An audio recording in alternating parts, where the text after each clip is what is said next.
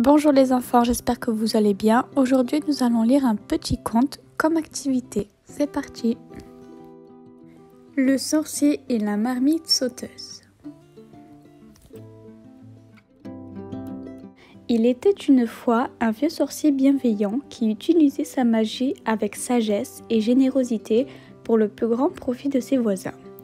Plutôt que de révéler la véritable source de ses pouvoirs, il prétendait que ses potions, charmes et antidotes jaillissaient tels quels de son petit chaudron qu'il appelait sa marmite de chance. À des kilomètres à la ronde, les gens venaient le voir pour lui exposer leur ennui, et le sorcier était ravi d'y porter remède en remuant quelque chose dans sa marmite. Ce sorcier bien-aimé vécut jusqu'à un fort bel âge, puis il mourut laissant tout ce qu'il possédait à son fils unique. Ce fils était dans une disposition d'esprit bien différente de celle de son aimable père.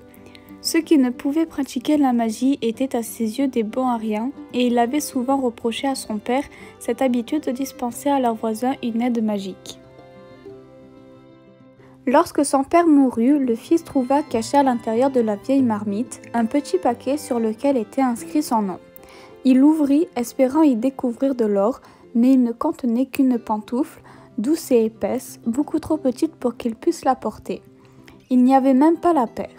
Glissé dans la pantoufle, un fragment de parchemin portait ces mots « Avec l'espoir le plus cher, mon fils, que tu n'en auras jamais besoin. » Le fils maudit la sénilité qui avait ramolli l'esprit de son père et jeta la pantoufle dans le chaudron où il l'avait trouvée, décidant que désormais la marmite lui servirait de boîte à ordures. Cette nuit-là, une paysanne vint frapper à la porte. « Ma petite fille souffre d'une éruption de verrues, lui dit-elle. Votre père préparait un cataplasme spécial dans cette vieille marmite. « Allez-vous-en » s'écria le fils. « Qu'ai-je donc à faire des verrues de votre marmaille ?» Et il claqua la porte au nez de la vieille femme. Aussitôt, des cliquetements et des martèlements sonores retentirent dans la cuisine. Le sorcier alluma sa baguette magique et ouvrit la porte. Là, à son grand étonnement, il vit la vieille marmite de son père. Un pied de cuivre unique lui avait poussé et elle sautait sur place au milieu de la pièce, faisant un bruit terrifiant sur les dalles qui recouvraient le sol. Abasourdi, le sorcier s'approcha mais battit précipitamment en retraite lorsqu'il constata que toute la surface de la marmite était couverte de verrues. « Répugnant objet !» s'exclama-t-il. Il essaya d'abord de lui lancer un sortilège de disparition, puis de la nettoyer par magie et enfin de la forcer à sortir de la maison. Mais aucun de ces sorts ne donna de résultat et il fut incapable d'empêcher la marmite de sauter derrière lui quand il quitta la cuisine, puis de le suivre jusqu'à son lit, montant chaque marche de l'escalier de bois dans un cliquetement et un martèlement assourdissant. Le sorcier ne put dormir de la nuit à cause du fracas que produisait à côté de son lit la vieille marmite couverte de verrues. Au matin, elle s'obstina à sauter derrière lui jusqu'à la table où il alla prendre son petit déjeuner. Faisait la marmite au pied de cuivre et le sorcier n'avait même pas eu le temps d'entamer son porridge qu'on frappa de nouveau à la porte. Un vieil homme se tenait sur le seuil. « C'est au sujet de mon vieil âne, monsieur, » expliqua-t-il. « Il est perdu ou on me l'a volé. Sans lui, je ne peux pas aller vendre mes marchandises et ma famille aura faim ce soir. Moi, c'est maintenant que j'ai faim, » rugit le sorcier, et il claqua la porte au nez du vieil homme. Fit le pied de cuivre de la marmite en sautant sur le sol, mais à présent des braiments se mêlaient à son vacarme et des gémissements affamés aux accents humains s'élevaient des profondeurs du chaudron. « Tiens-toi tranquille, silence !» hurla le sorcier d'une voix aiguë.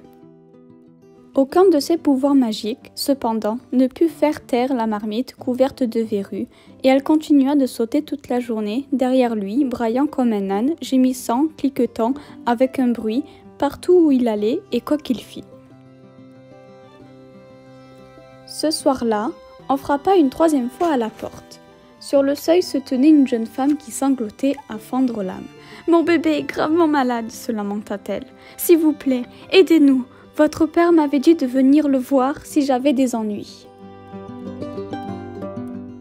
Mais le sorcier lui claqua la porte au nez. À présent, l'obsédante marmite s'était remplie jusqu'au bord d'eau salée et versait des larmes un peu partout en continuant de sauter, de braire, de gémir et de se couvrir d'autres verrues. Bien que, pendant le reste de la semaine, aucun autre villageois ne fût venu demander de l'aide au sorcier, la marmite continuait de le tenir informé de leurs nombreux maux. Au fil des jours, elle ne se contenta plus de braire, de gémir, de répandre des larmes, de sauter et de se couvrir de verrues.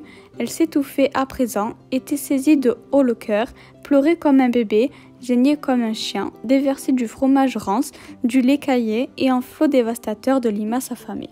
Le sorcier ne pouvait plus ni dormir, ni manger avec cette marmite à côté de lui, mais elle refusait de le quitter et il ne pouvait la faire taire ou la forcer à l'immobilité. Enfin, le sorcier ne put en supporter davantage.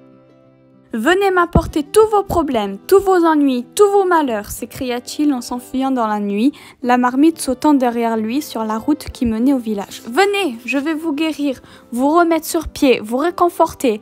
Avec la marmite de mon père, j'apaiserai tous vos maux. » La redoutable marmite bondissant toujours derrière lui, il courut le long de la grande rue, lançant des sortilèges en tous sens. À l'intérieur d'une des maisons, les verrues de la petite fille disparurent pendant son sommeil. Grâce à un sortilège d'attraction, l'âne perdu fut ramené d'un lointain bosquet d'églantiers et remis en douceur dans son écurie. Le bébé malade fut inondé de dictame et se réveilla rose et frais.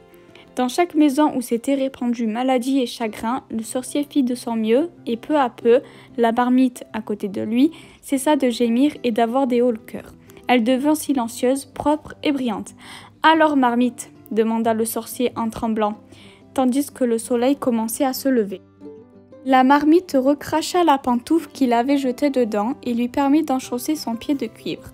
Puis ils retournèrent tous deux dans la maison du sorcier, le bruit de pas de la marmite enfin assourdi.